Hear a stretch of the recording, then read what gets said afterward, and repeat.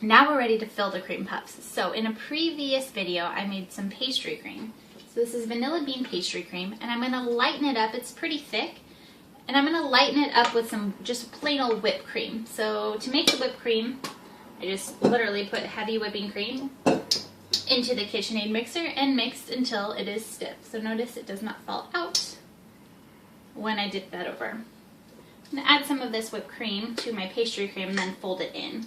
This is sometimes called diplomat cream, so if you're feeling fancy, you can say that your cream puffs are filled with diplomat cream. Now some people will just cut cream puffs in half, like so. They will dollop some whipped cream, like so.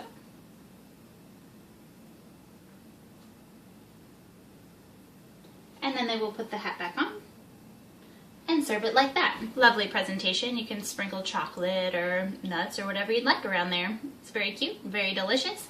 I'm actually going to show you how to use a pastry bag or a piping bag with a tip. It's just a round tip. This happens to be a filling tip. It doesn't really matter. You just want something round. I'm going to put my filling into the piping bag and then pipe it into the cream puff without cutting it open. We'll make a little hole, but we're not going to slice it in half. So I'll take my diplomat cream here and I will put some into the piping bag. And then I'm going to take my cream puffs. And traditionally what you would do is actually poke a hole into the bottom of the cream puff and then fill in your filling from there. So you pop a hole in the bottom, fill, and it'll kind of start to come back out at you. That's how you know when it's done. And then, of course, voila, you have a filled cream puff. What you can do is melt some sugar, just plain old sugar, granulated sugar, get it super duper hot, dip the bottom of the cream puff in and let it solidify on some parchment paper, and it makes a covering. In that case, you have to be, number one, super careful because that sugar is so hot. And also you need to eat them pretty much that day because the sugar, as it sits out, even though it hardens, will start to absorb moisture, and then it'll become kind of like a goopy mess. So that's an option if you are ready to go that day. What I actually like to do though, is instead of poking through the bottom, I look at my cream puff and I find a nice crease somewhere, and I'll poke my pastry bag into the top. And then I fill from the top instead. So I actually melted down some chocolate and butter to make a glaze. And then I can dip my cream puff, and voila. So cute, so beautiful, so delicious.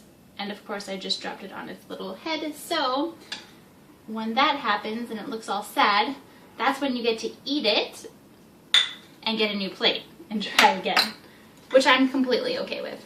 So here's our new plate. And again, I'll get my cream puff. I'm going to poke a hole through the top, and you fill. Kind of go by weight too, because you can feel it getting heavier as you put this cream in. And then, of course, as it fills to the top, it'll come back out at you a little bit. And what I like to do to cover that little guy up is, of course, roll it in chocolate. Last thing is those Eclair shapes that we made. So those are right here. They're definitely a longer, different shape than the cream puff, but it's the same idea. So if I break this open,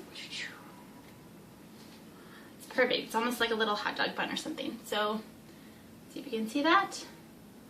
Empty inside, so it's the same idea, even though it's a different shape. It's an empty little cavity.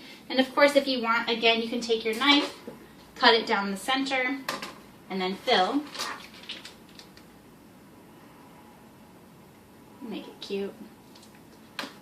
Close, and then you can drizzle chocolate over it, or nuts, fruit, whatever you'd like. You could put fruit inside with the cream, that would be delicious. Or of course, if you want, you can go through the method of poking with your pastry tip here and filling that way. If you want, you could always turn it to the other side, poke another hole, and do it from that way. Again, I love chocolate. I don't see why you wouldn't want everything draped in chocolate, so I'm going to roll the top in my glaze. This glaze is setting up a little bit because it's been out for a while, but ta-da! Perfect Eclair.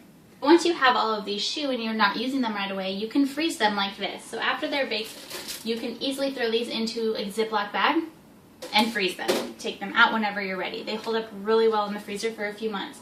What I like to do is take my pastry cream without adding the whipped cream. So it's just plain old pastry cream. But then I'll fill these and then freeze them. And then when you take them out, it's like eating your pâte à choux or your cream puff, but with ice cream inside. It is absolutely phenomenal. I completely recommend that.